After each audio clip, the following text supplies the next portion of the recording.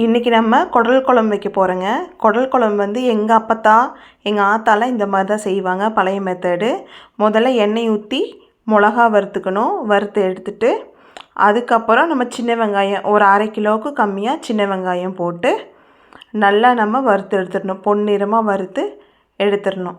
வறுத்து எடுத்துட்டு அந்த வெங்காயம் வறுக்கிறோம் இல்லைங்களா, அது கூடயே நம்ம மல்லித்தூள், சீரகம் இதெல்லாம் போட்டு நம்ம வறுத்து எடுத்துடணும்.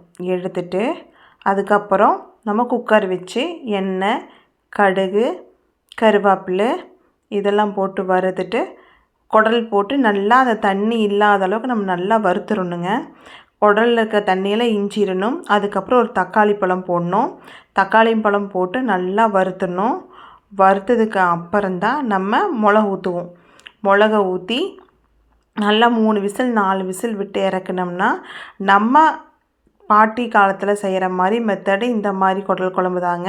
இந்த குழம்பு சூப்பராக நல்லா இருக்குங்க. இது சப்பாத்திக்கு, இட்லி, தோசை, சாதத்துக்கு எல்லாமே நல்லா இருக்குங்க. ட்ரை பண்ணி பார்த்துட்டு சொல்லுங்கள். தேங்க்யூ.